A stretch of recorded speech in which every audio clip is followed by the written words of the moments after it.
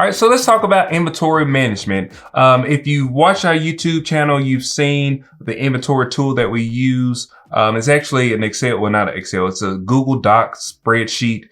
And it has some formulas built in to kind of help you through seeing a visual of where you're at on a liquidation pallets, if you met your break even, if you have things listed, if you don't have things listed, the UPC codes and stuff like that. So we're going to kind of talk about how you need to manage your inventory and how you can make sure that you are listing items and you're holding yourself accountable for getting items listed. Right. Because when we first started, that was probably one of the hardest thing for us. Was we would have all of this inventory and half of it will be listed one place and another half listed another place, and shoot, some of it not listed at all. Mm-hmm. And it's just best to have it in some kind of inventory, like have some kind of inventory system.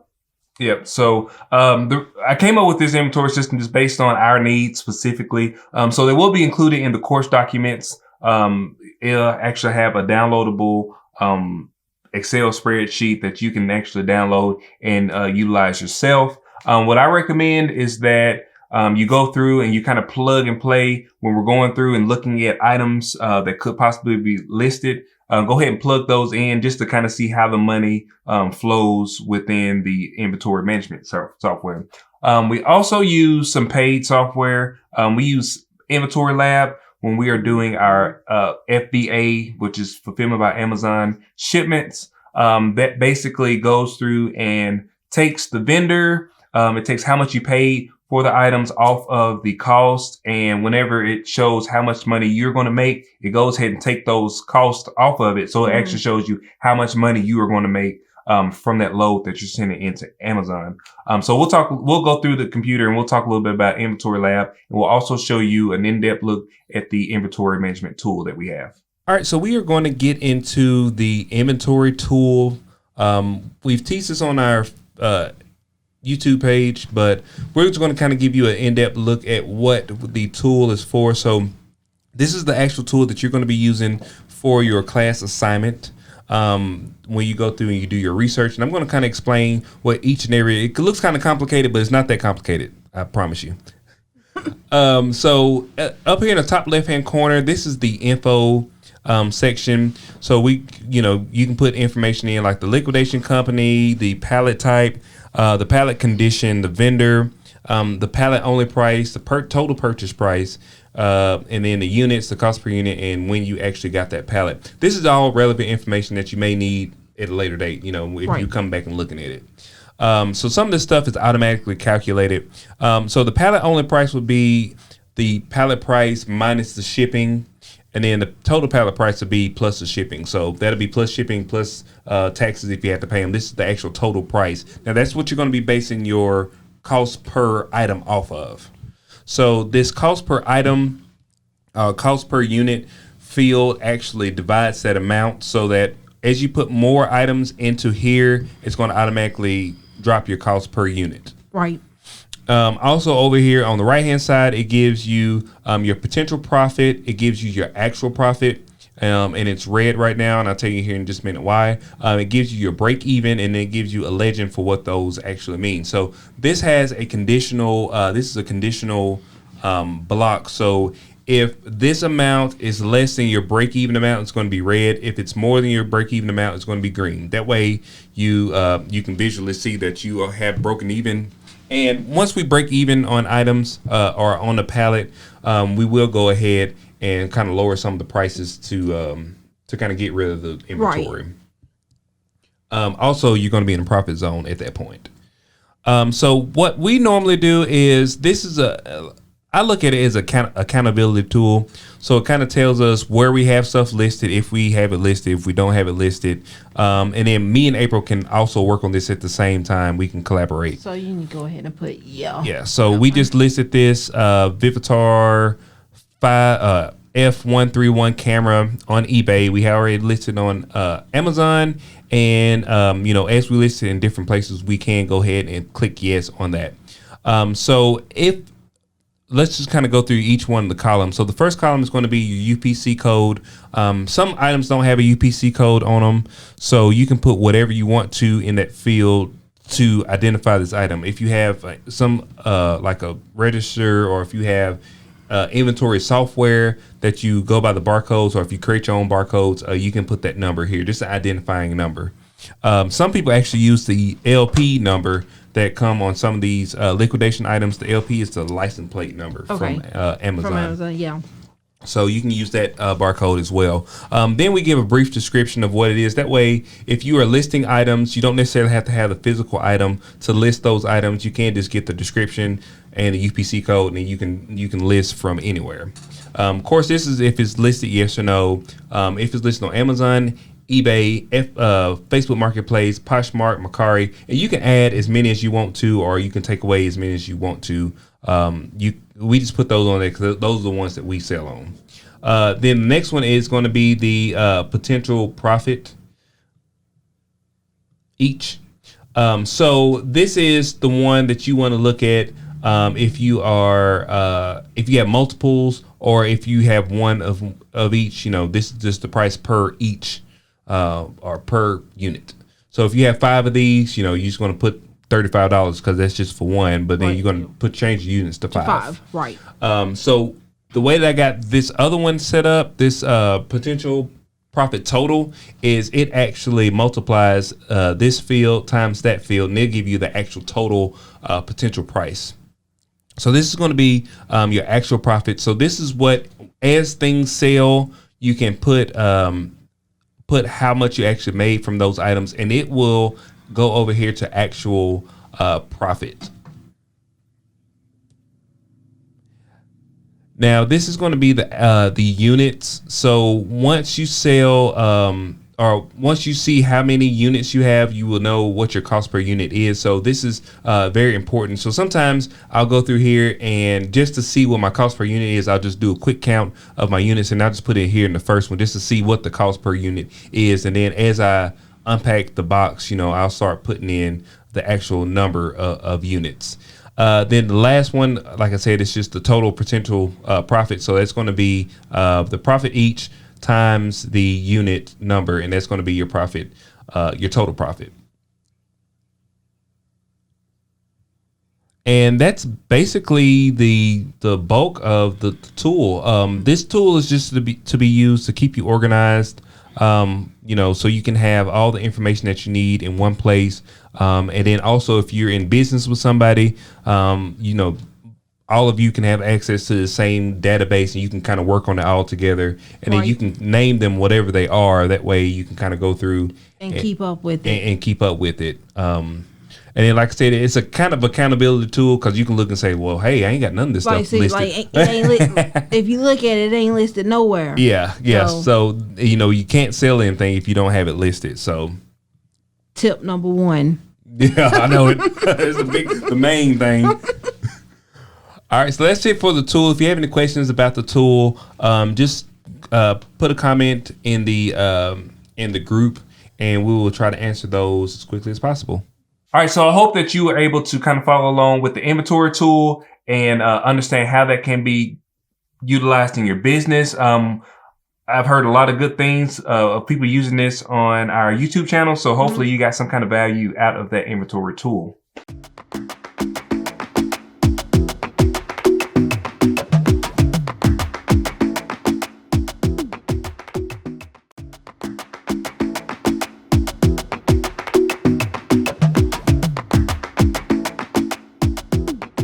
Okay, so next we're going to talk about storing your inventory.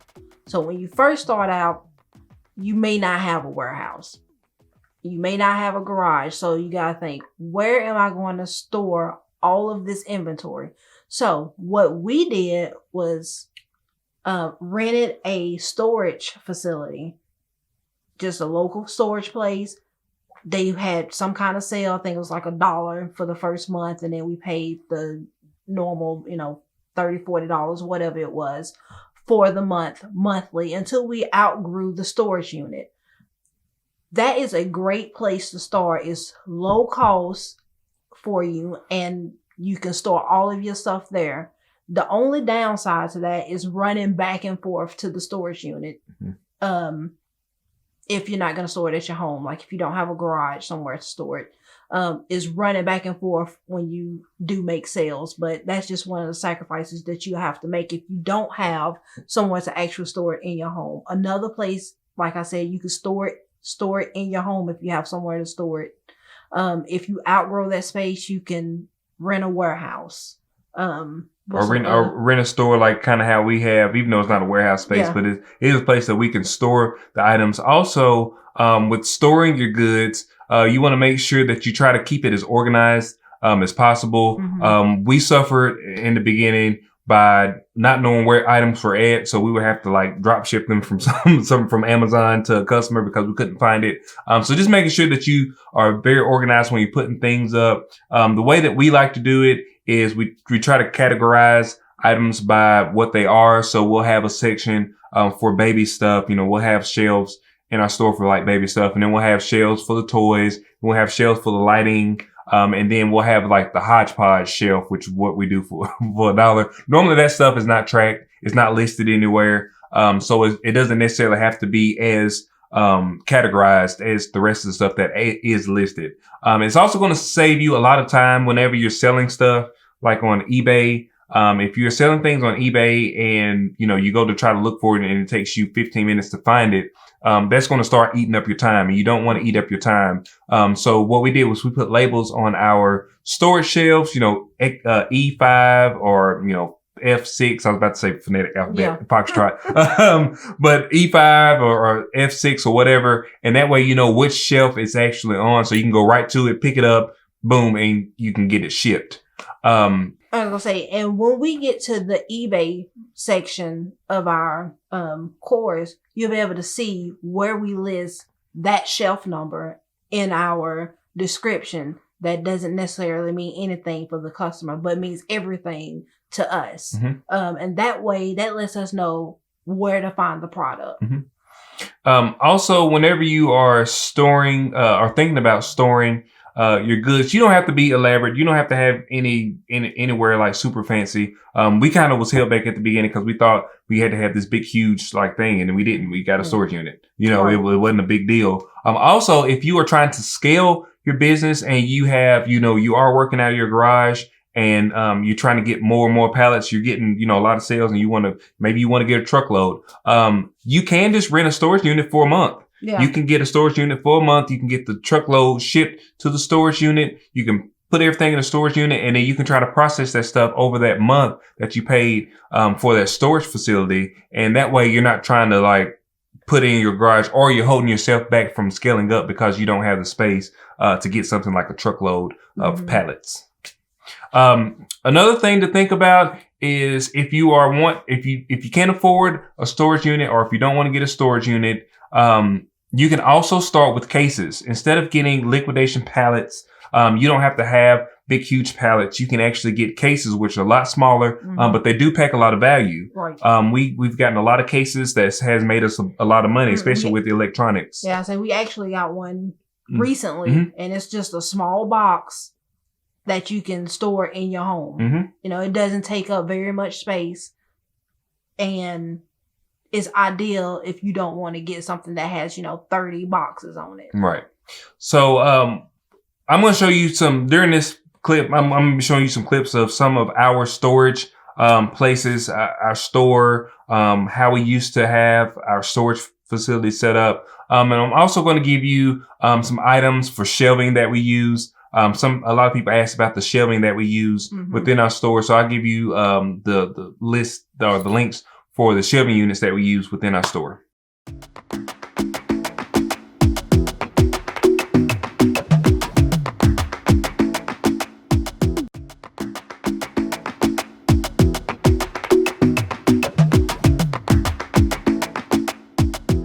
All right, so now we're going to talk about what we can and cannot send to Amazon. I know there's a lot of people that want to get started with Amazon, but it kind of scares them because they're such a large company and there's a lot of big companies that are on there. But we've had a lot of success with Amazon because we're pretty meticulous about what we send to Amazon, even with liquidation.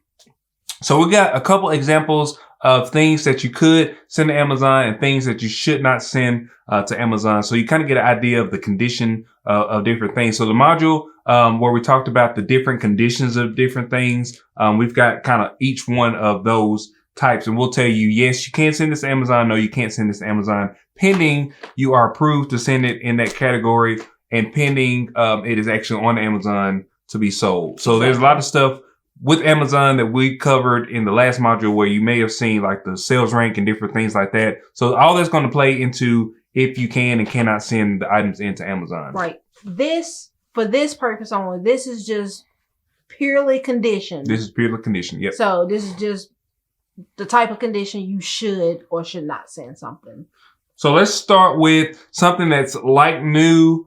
So we have these Skull Candy headphones.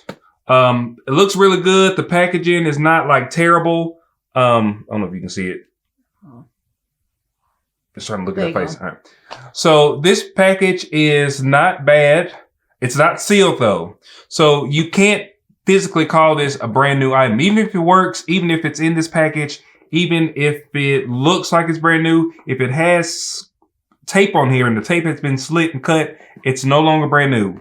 This is not an item that you could send in to Amazon in a brand new condition, in our opinion. Right. You could sell it. You can sell it on Amazon. Like new, but you wouldn't be able to select it as a new. No, this is definitely not a new, you would say used. I don't even think they have an open box condition. Mm-mm. It's just either new or it's used. So you can sell used things on Amazon, but we try to steer away from it. We've sold used stuff on there before, but we try to just send brand new, fresh merchandise to Amazon. Right. Here's something. This is okay. So this is new. Like the packaging, I don't know if you can see. The packaging has not been taken off. It's still sealed. But this is probably what we would consider a shelf pull because of the box damage. Yeah. If you can see that. It doesn't have much box damage, but there is box damage on there. So if you were to sell this as brand new, you could have that customer that says, oh, well, this is not brand new because it has that little dent on the side. Right. So we probably would not send this in a brand new condition. Right. On Amazon. Right. Now on eBay, this goes brand new all day long. Exactly. But you know, Amazon not. So we have this Nintendo Switch. It's like a little adapter for it stand. So if you open this up, it doesn't have any tape on it. So you purely have to go by what the box looks like and what's on the inside of the box. So if you open the box up, first of all, the box has a little bit of a tear right there. And then when you open it up, it does have the factory packaging, but it doesn't have any instructions in it. And I don't know if it has any, if it's supposed to have any instructions in it because it's been opened before. So we would not sell this on Amazon in a brand new condition because first of all, the box is damaged, but we don't know, since it has been opened, we don't know actually what was supposed to be in this box, in order to have this whole, you know, this is the whole item. Okay. So here we got two of the same items. It's some kind of clothing item. You can see one has been opened as I'm throwing it out. It still has the tags and stuff on it, so you may can get away with it. But this one, as you can see, is still in the plastic and has never been opened. This is going to be ideal for FBA. This, you could get away with it because it still has the tags and stuff on it. However, you may have that one person say, oh, that was not brand new. It wasn't in the, even though I have the tags, it wasn't still in the packaging. In the packaging. And especially because these items, so say for instance, the person bought two of them and then they got this one. And then they got this one. Right. They're going to look at that, even though it has tags on it, even if it is brand new, they're going to look at this and say, this is brand new. That is not. Yeah. You know, so they may send it back. And we've actually had some stuff that was sent back because of that. And as a good reseller, you just take it back and you apologize and you move forward. All right. So if you want to show them that brand new. Okay. So this is what you're going to be called salvage. As you can see, Yeah, the salvage. It's been opened. It doesn't have the box. It doesn't have anything. Okay. This we would not send to Amazon. Ever. Or we won't sell it on Fulfilled by Amazon. Yeah. This will not go anywhere near Amazon. Right. This is gonna be strictly an eBay or something like that. Right. So we got two more things here. This is a package of socks. It's brand new with tags. It has the tags on the inside. It also has the tag on the outside. It is sealed. It is vacuum. Well, not vacuum packed, but it's sealed. So it's not open. So you could send an item like this into Fulfillment by Amazon. You would just put your label over that label and you would send it right on in. This item is a little bit different. So it is brand new. It's never been opened. It's actually like a plastic case, but this could actually be probably considered maybe a chef pull or something because it has a little bit of damage to it, the packaging. So the package is kind of damaged right there, and the package is kind of damaged right there. So I would be remiss to send this in to Amazon as brand new, just because of the package damage. Yeah. Now, if it didn't have this little package damage, I wouldn't have any problem with sending this in to Amazon if we could send it in. But you know, you have that one person that says, well, it's got some, you know, package damage on it, even though the item is brand new and it looks, I mean, it's never been opened. This has physically never been opened. But I would be remiss to sell it on Amazon in that condition because it's not worth the risk to our account. Exactly. So we can sell this on eBay, Mercari, Facebook Marketplace, brand new all day long. Nobody's going to question it at all. So the main thing to think about when you send this stuff to Amazon in a new condition is the packaging. Mm-hmm. Is the packaging pristine? Right. It's got to be clean, Mm-hmm. no dents, no scratches. Yep. Never been opened Mm-hmm. before. Even if it's a return and the stuff is still brand new, those items cannot be sent in a brand new condition. Right.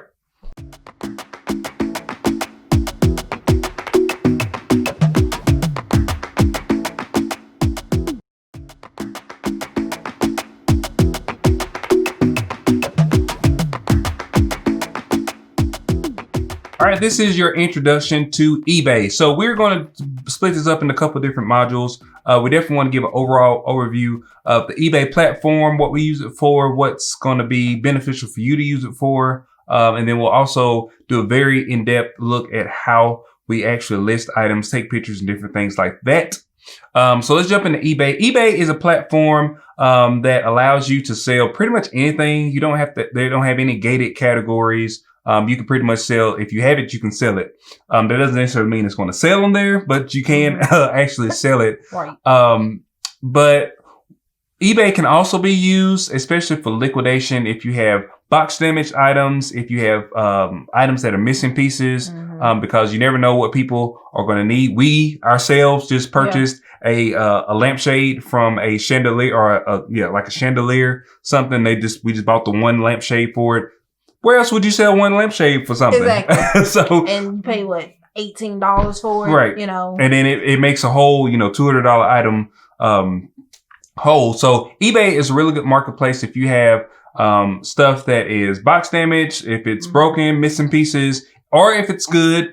You can also sell it if it's in brand new condition, if it's not on Amazon platform, or if it's not an item that you can find anywhere else and you can't find, the UPC code you scan and you can't find a price for it. You can still list it on eBay and somebody may purchase it, based on the keywords that you use within your listing. Exactly.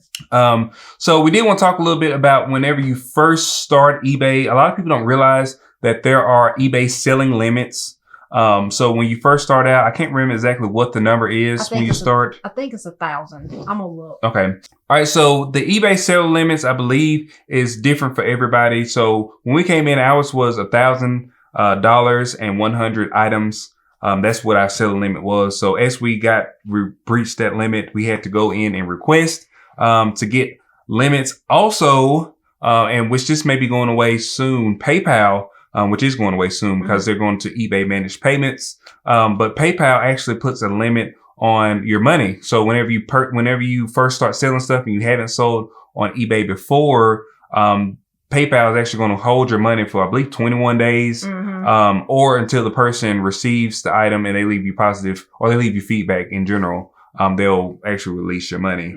So one thing to think about is both of those limits go hand in hand. So if you have 2 items that are $500 a piece, those are the only 2 items you'll be able to list, even though it says you can list up to 100 items, but your dollar amount limit is $1,000. Right. So you got to keep that in mind too. So if you have, 15 items and they all equal up to 1,000, that will be the only amount of items that you'll be able to list. Right. So like you have to think about that, especially if you have multiples of things. So if you have 50 items that are $100 a piece, or if you have 50 items that are $10 a piece, that's going to eat up $500. So you just want to make sure you understand, is it worth, if you have 10 of these, is it worth listing all 10, or do you list 3? Then when they sell, list 3 more. Exactly.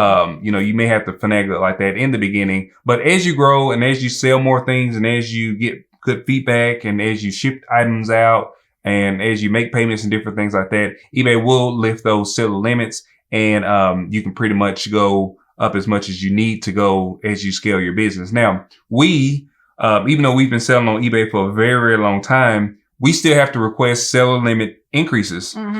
So just because they're not just going to give you, you can list $1 million worth of stuff. Right. They're going to scale as you scale. So our limit, I think we just got increased, I believe $20,000 of items, being listed. Okay. So yeah, ours, we have a 700 limit, on quantity, and we have a $20,000 limit in the dollar amount. Right. So we can list up to those limits, which, you wouldn't think that you're going to breach those limits until you start seeing your graph turn yellow. Then it turns red and you're like, oh crap, I don't have any more limits. But you can't just call eBay, and a lot of times they'll just limit, or they'll just raise your limit, or they give you an automatic raising of your limit if they see that you are breaching that limit and you are in good standing with them. Okay, so now we're going to talk about listing your item on eBay. We're going to go to the computer and do an in-depth training on how we list our items on eBay, how we take our pictures, how we do the titling, everything eBay in this tutorial.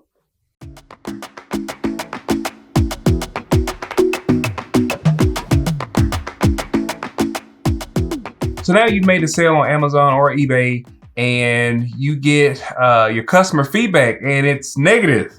What are you going to do?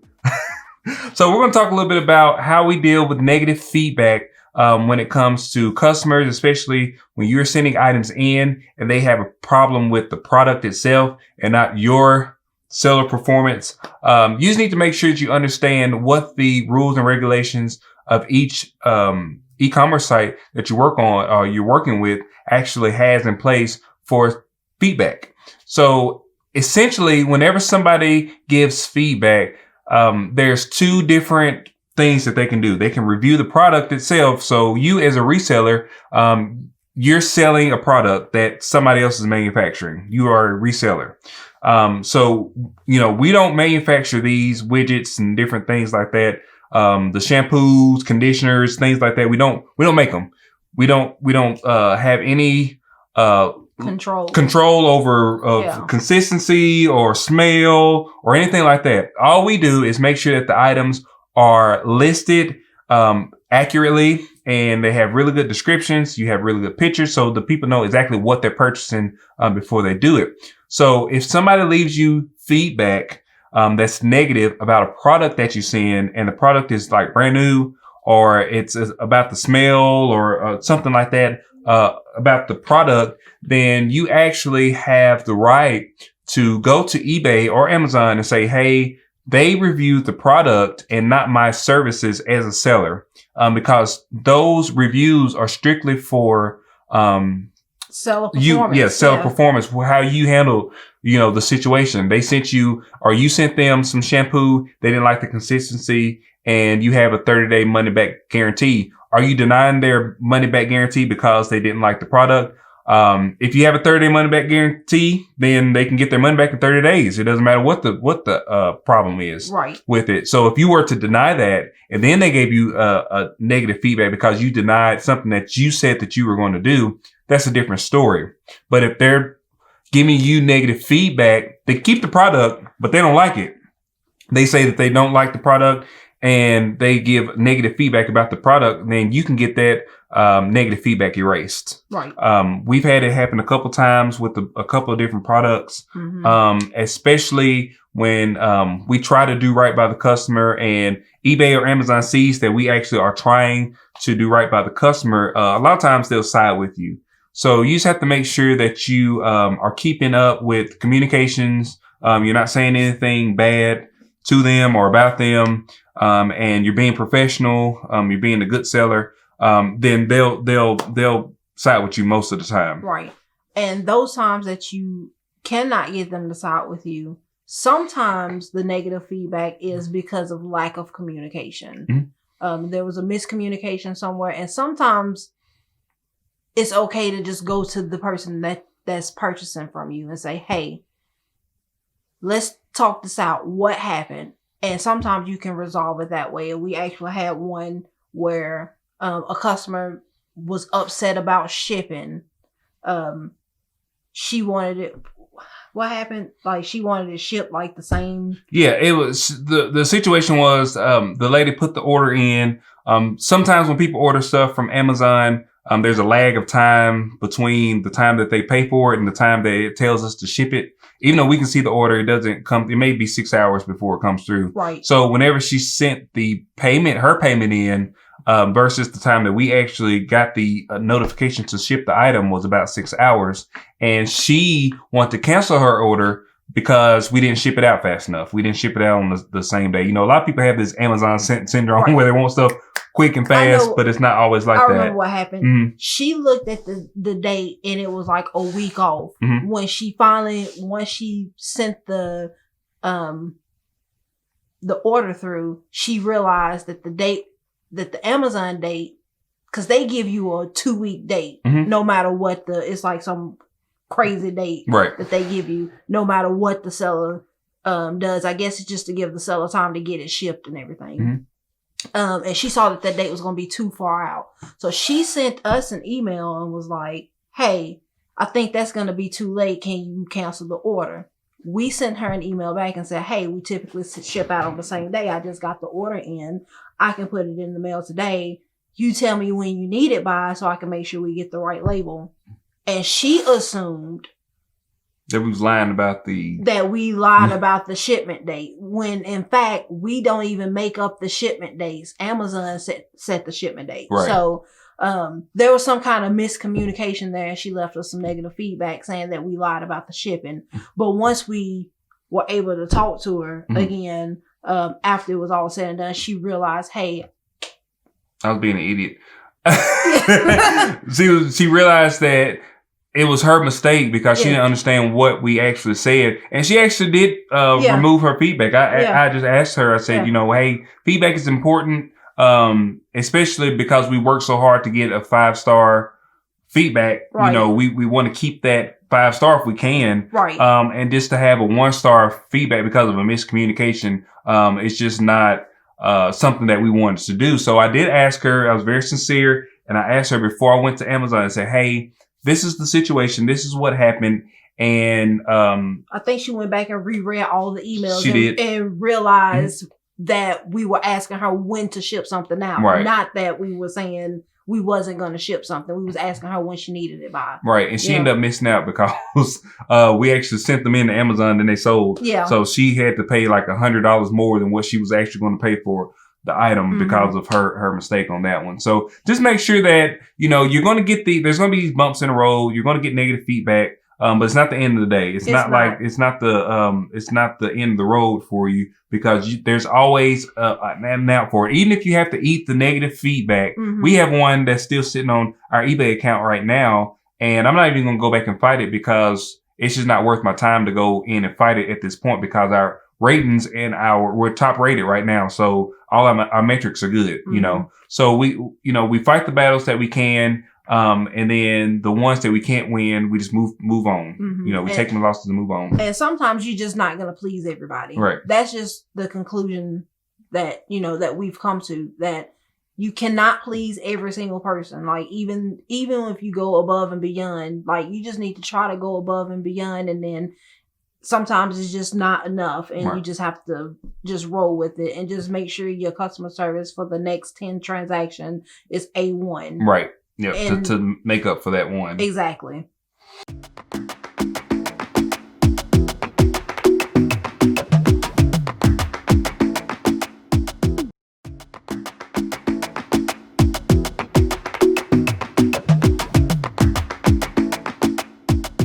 All right, so we are going to jump into eBay.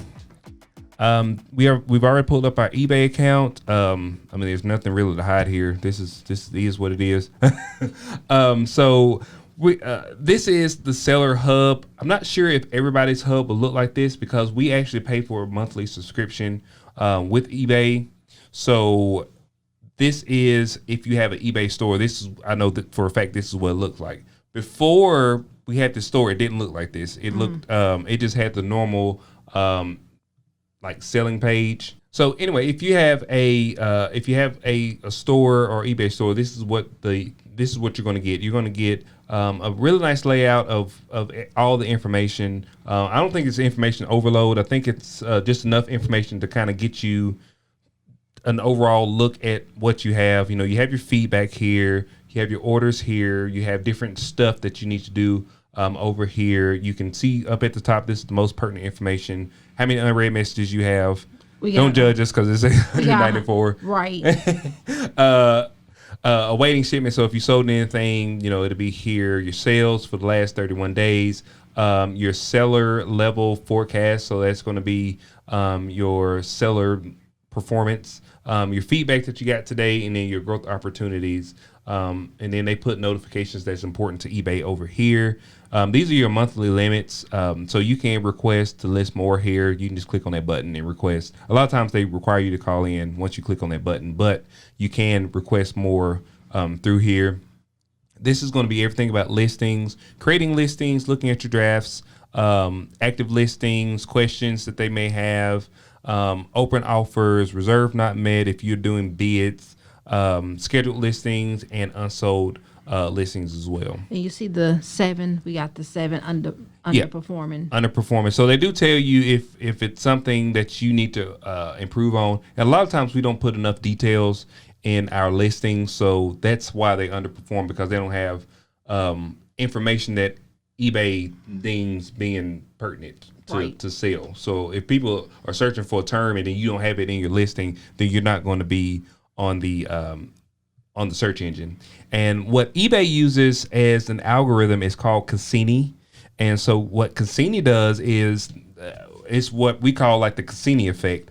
So we actually had this happen one time. Well, I've had it happen twice since I've been reselling, but me and April with this new business, we've had it happen one time with some pop sockets.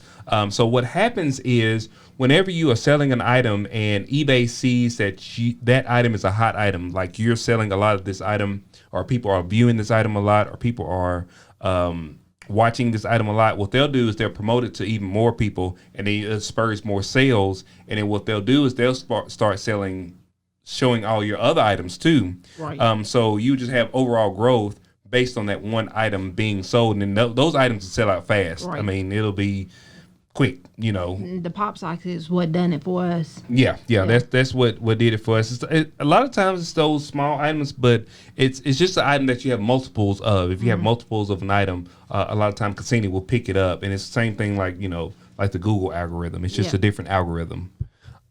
So that's pretty much the overview for the eBay site itself.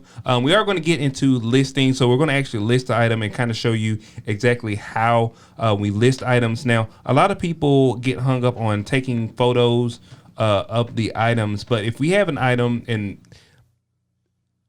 everybody does things a little bit different, but if we have an item and it's brand new, it's from a case pack, it's never been opened, we are comfortable with using a stock photo that eBay provides or that we can grab from another source. But if we don't, we can take a photo of it, and eBay prefers that you have a white background. So I kind of show you how we do a white background, and I also show you how we get the stock photos. So let's go into listing. So first thing we want to do, this is the first thing before you do anything else. You want to search your item. So what I would do is I would search the UPC code of the item.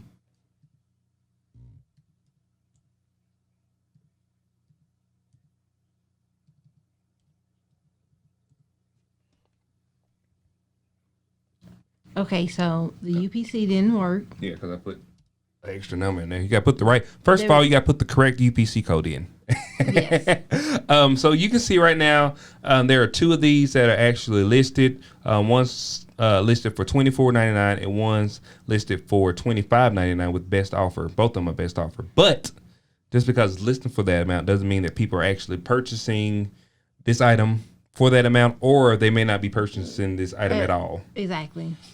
So what we like to do is over here on the left-hand column, you can go down here to the about the middle of the page and click on sold items, and it will actually show you all the items that was sold and completed. So this didn't have any, which means that this item may be a slower seller than some of the other items. So another thing that I found out, sometimes when I search for stuff with the UPC, when I see it's not very many, sometimes I have to go in and Look at the title. type in the title. So see if They're right there. So yeah, that's actually a very, very good tip, because I do the same thing sometimes, because I had got so used to typing in the UPC code. I'm like, I know that somebody's bought this before. Come on now. okay. All right, there we go. So as you can see, there are more items when you type in the actual name. So if the UPC code doesn't provide anything, that doesn't automatically mean that no one has ever sold one on eBay before. Right. So if you type that in, now we can click on the sold, and we can see. Actually, it is sold. Okay, so here, these are the sold and completed ones. So we actually had one sale on the 10th, on the 5th. This one right here sold on the 21st. So actually a bunch of them is sold. So actually that gives me better hope that this is going to do well. So sometimes we steal pictures, not gonna lie. right. Sometimes we steal pictures from other people, but you can kind of see what the pictures look like, and just try to do that. If you see how this picture is and it's sold, I mean it's sold for $25. And all they did was just took a snapshot of it on a white piece of paper. Right. It's not that big a deal. Right. Just take your camera phone, put it on a white background, snap a photo, insert it and drop it into your photos. Yep. And it like I said, it's just not the biggest ordeal. So what we're going to do today is I'm going to show you how to steal a photo. I'm sorry. So the first thing that I look at is, so we already got this listed on Amazon. So we use a software that can actually pull the pictures and everything over, but I'm not going to do that right now. I'm going to show you just the original way to list something. So what we do is we'll find one that's the exact same thing as what we got. So F131, all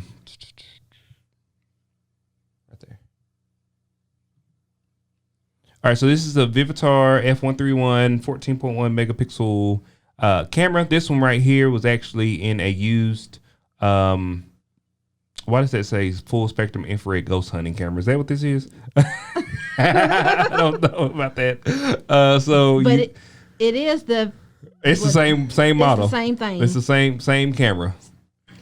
So I don't know. Maybe it does infrared. I guess so. So anyway, this is a listing that I would use. It doesn't have a lot of information in it, but that's fine. So what we do is we click on this little button right here that says sell now. And sometimes you get lucky and it'll pull a photo for you, but yeah. If it's a popular item like an iPhone or something like that, it'll have a stock photo and it'll automatically put the stock photo in there, as well as a really good description and reviews and all kind of stuff. But it's actually becoming a lot rarer for some reason. I hadn't seen it quite a bit of time. So, So this is what I'm gonna do. I'm going to copy this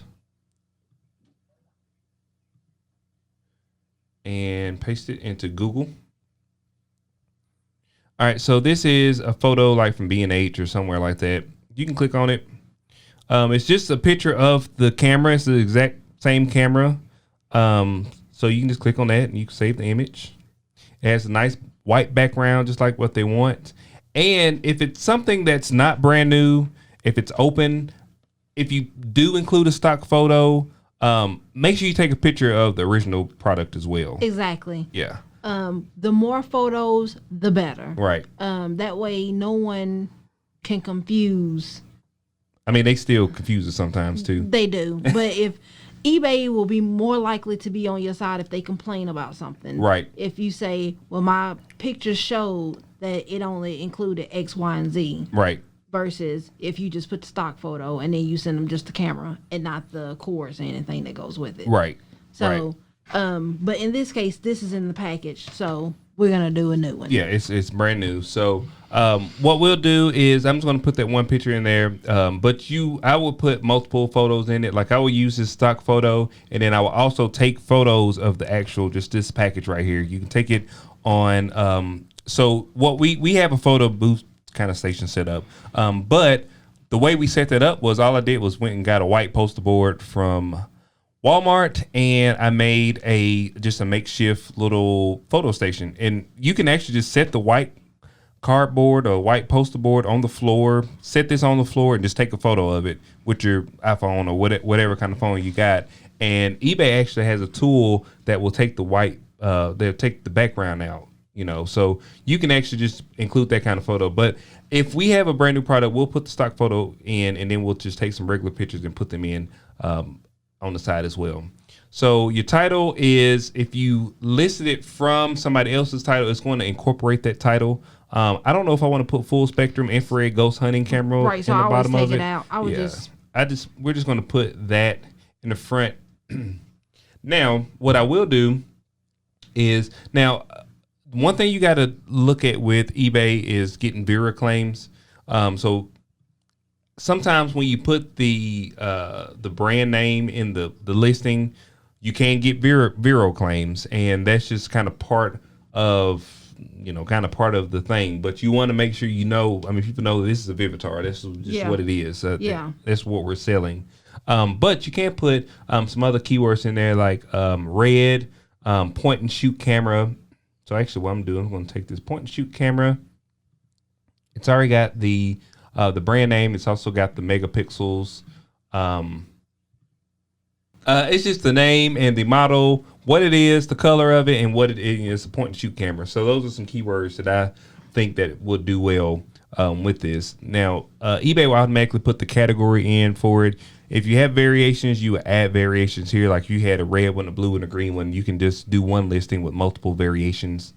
You can add the UPC code in there, and you see how it says does not apply. That's why whenever I put the UPC code in, it didn't look it up. So what I'm going to do is I'm going to take this does not apply out, and I'm going to go ahead and add the UPC code in there.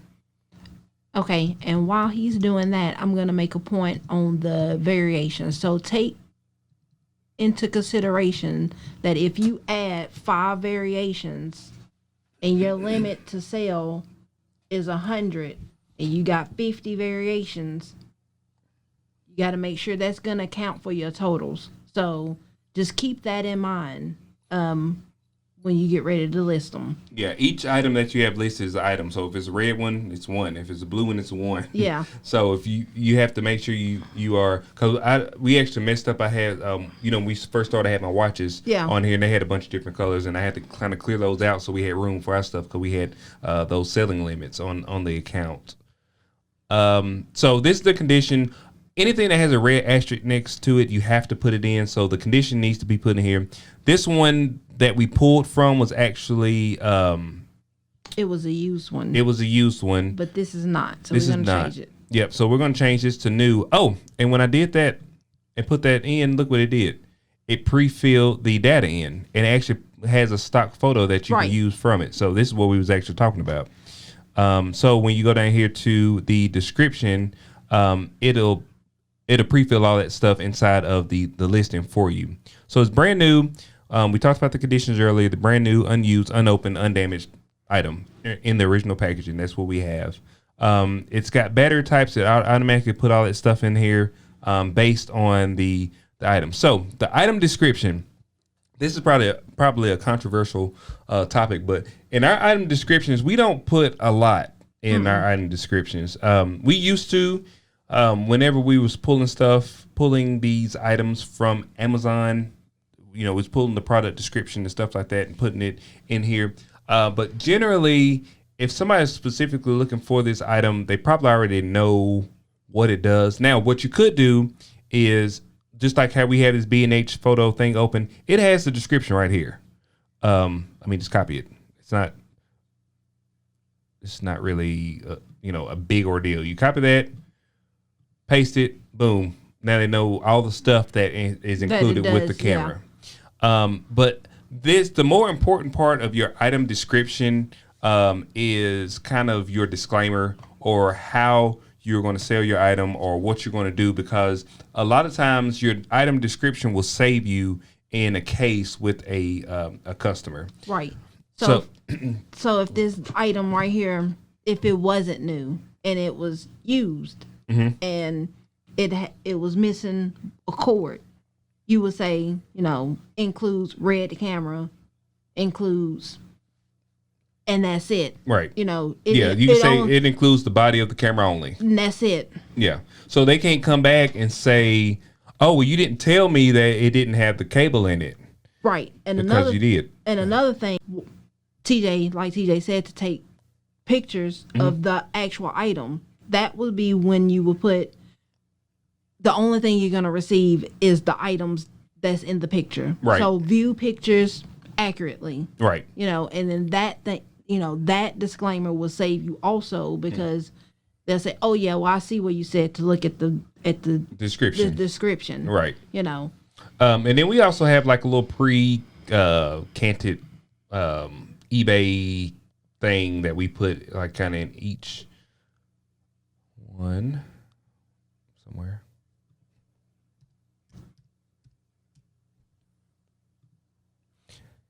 And normally we'll just copy and paste this. It's kind of just our terms and conditions, just kind of saying that if we do have free shipping, it's not like Amazon Prime. I mean, you getting free shipping. It's going to be probably the cheapest shipping that you have. It could take from 2 to 11 business days, and you won't have any fees whenever you get it. Cancellations, if you do send in the cancellation, then if we've already sent it out, then you have to wait to get the item, and then you have to do a process of return the same way you would do, because we've already shipped it out. Returns and exchanges, you're subject to a 20% restock fee if it's not coming back in like new condition or new condition. If this is a brand new product, so somebody sliced this package open, now we can't sell this in a new condition if they've already opened it. Now, if they open it and at that point, this is brand new, unopened, that would be a manufacturer defect if this does not work. But if they were to open this and use it for like almost a month and then try to return it, they're going to be subject to that 50% restock fee. I mean, that's just how it is. Also, we put in here, if you have any questions, complaints, anything, please message us first instead of opening the case. That's just kind of giving an incentive to say that, hey, we can work with you. We try to put as much detail in as we can about the item, unless it's like brand new, But if it's something that's used or it's missing pieces, we put all that stuff in the listing, and it's not a secret. It's not it's not like a surprise when they get it. So if you do have a problem with it, it's a legitimate problem, and we can talk about it beforehand. We may be able to come to the conclusion before going to doing a claim. All right, so down here, we don't do a lot of bids. Some stuff we do bids on. A lot of times we'll do bids on things that are like broke or missing parts, and we'll do a bid plus shipping. So whatever our shipping cost is, and then whatever the bids come in at. Electronics do a lot better on bids. But you have to wait. It's not like Right. an instant thing. You have to wait till the bid is done, all the auction is over. Right. But most electronics do just as well. Right. Just as a buy it now. Yep. So depends on how fast you want to get your money. Right. So this right here, we're just going to list it. Actually, what I'm going to do is going to go over to our handy dandy sheet here. So right now we're showing the potential prices being $57.99. That's on Amazon. We have it listed on Amazon. I believe we listed it for what, $57.99. Yeah, but it was $57.99. On eBay, it was really selling for about half that. I mean, it was $24, $25 is what the selling prices were. So April, what do you think about the price? Well, see, it was selling on here for $29.99. I think. Okay, 29. Let so, me go. Well, yeah, we'll pull it up. Let's look at it real quick. So we'll pull just that.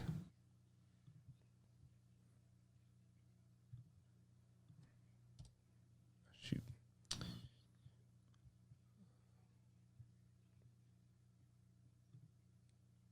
All right, so the last one that sold on May 3rd was what, $36? 36, yeah. So and that was pre-owned. So a pre-owned one for 36 and a brand new one on the 3rd for 49. Yeah, so I'm comfortable with doing something in the $40 range. Yeah. So let's do $49.99. Okay. Because it is brand new. And we can always, of course, adjust the price later on. So we'll do $49.99. We'll do free shipping. It's pretty light. It's over £1, but it'll be $7. Yeah, it'll probably be $7 for shipping. We'll also accept offers. We'll put the quantity as 1. This is important to make sure you put the correct quantity down. The sales tax for Tennessee is already in here. eBay handles the sales tax for us. They take the sales tax and they remit it to the state of Tennessee. We do accept domestic returns within 30 days. And the return shipping is going to be paid by the buyer. You can make changes to all this stuff before you put it in, but you do need to make sure you put all this information in. We're going to do domestic shipping, flat rate for all buyers. It's going to be free. So sometimes we do paid shipping depending on what the price of it is and what it's selling for. If it's selling for whatever price is, and most of them have free shipping, we'll do free shipping as well. Right. Just kind of beat that model. But if they've been selling with plus shipping, then we'll do plus shipping.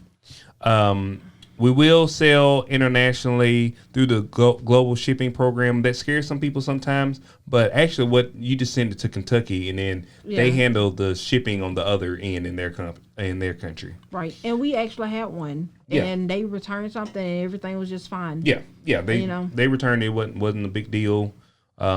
So don't be afraid to ship in other, because it's going to increase the amount of people that will actually purchase from you. Now, the only thing you have to worry about is Puerto Rico. Yeah. Because Puerto Rico is actually not out of the United States. It's actually in the United States. Right. So if it's something that's large, and you can't ship it with USPS, or you can't ship it with them, but it's going to be expensive, FedEx and UPS, I do not believe, will ship to Puerto Rico. Okay. So you have to ship it with USPS. And that can get really, really expensive. It can be expensive. If it's heavy, if it's big and bulky, it will be expensive because it's going to have to go on the plane, obviously. Yeah. So make sure you put in here, if you are doing, you can do calculated shipping up here. So if you did want to offer free shipping, you can click on calculated shipping, and that will be buyer paid calculated shipping. The only thing you got to be conscious about with calculated shipping is that eBay doesn't give buyers the cheaper rates. Right. So they have the more expensive rates. So sometimes, you may have calculated shipping on. You may have put your dimensions of your package and also the weight of the package. And then if you don't go in the listing and look at it, because you can actually go in the listing and look and see how much the shipping will be somewhere. Sometimes the shipping is astronomical. That's why ain't nobody buying it. Right. You can have something listed. It can be something as simple as the air mattresses we had that time. We had air mattresses. Those things weigh 25 pounds. Yep. Okay, the dimensions, it wasn't huge, but the weight of it. So you could say that you was going to ship it calculate the shipping or whatever, you put in the dimensions, and it'll be like anywhere from $20 to $108. Right. And so somebody buy it and they get it and they get ready to buy it, and they're like, oh, okay, well I can pay $20 for this air mattress that you're selling it, but shoot, shipping gonna be $98. Well, they're not gonna They're not gonna do that. Yeah. And your shipping that you pay is not gonna be that much. Exactly. So you kind of have to be cognizant of the calculated shipping. Just make sure you just do a double check and actually click on at the end. It tells you, hey, you can look at this listing. It'll show you. And actually, I'll show it to you. I'll show you what the calculated shipping looks like. So let's just say this is going to be in a 9x6x3. This will probably be in a poly bag or something like that. It's in a pretty hefty case. Yeah. We generally do boost our listings. So you can boost it if you want to from here, and you can kind of see what that price would be. So, this is going to be a fee if the item sells, not from your promotion. From a promoted listing. Yeah. So not all of them are promoted. Right. So somebody might just buy it because they saw it. Right. But then if eBay presents it to a customer, right, and they purchase it from that promotion, then you will pay that $1.35. Right. And that's why it says ad fee if this item sells from a promoted listing. All right, so let's go and look at the listing itself. So we'll go ahead and submit the listing, and let's go ahead and just click on the listing and look at it, and we'll see exactly what it's going to look like. So, you can buy it now for $49. You can send us an offer, free shipping, 30-day return, ship from the United States, free standard shipping, and it gives like some estimated dates. A lot of times the dates are like way out there, so it's probably going to be a lot closer than that. It gives the item specifics, and this is the listing itself. Now, you can take a lot more time and make this look more incredible. I don't think that anybody looks at it, to be honest with you, because I bought stuff from eBay, and I don't really look like say, oh, this right here looks like crap. A lot of times we put a lot less in our listings, just to be honest with you. Yeah. And of course, we're doing volume, so we've got a lot of items that we're listing, so we don't have 30 minutes to list one item. Right. Because we would never have everything listed. So you got to look at the risk versus the reward. I think that this item will sell fine with a just this kind of copy paste listing description. So that is it for the item being listed. If you have any questions about listings, I know a lot of people have questions about listings. Listings is not as bad or as hard as people kind of make it out to be. I think the thing is actually the time it takes to list, and that's the hardest part, is the time it takes. And we actually have some tools that'll probably help you with listing. It's several different ones that we have. So in the Facebook group, I think we're gonna have some extra tools once you get down to the basics. Right. We don't want to overwhelm you with some of the stuff that we use, because we use the tool that works best for the situation. Right. So sometimes we may have to just go in on eBay and list something, or we may use one of the other tools that we use and because it's going to be a lot easier to use some of those tools. Sometimes not, but sometimes it's like this little tool right here. This is something new that we're using to actually list things across multiple platforms. So April kind of teased earlier that we was going to show you where we put our item numbers. So sometimes we put them in the description themselves or the title. You can also put it here in the custom label. So you can say this is on shelf, Echo 4. Right. And then that way, whenever this sells, you'll see that shelf Echo 4, you go right to the item. And it's not like a big, huge ordeal trying to find it. Right. And then some of them we have it's like in the title.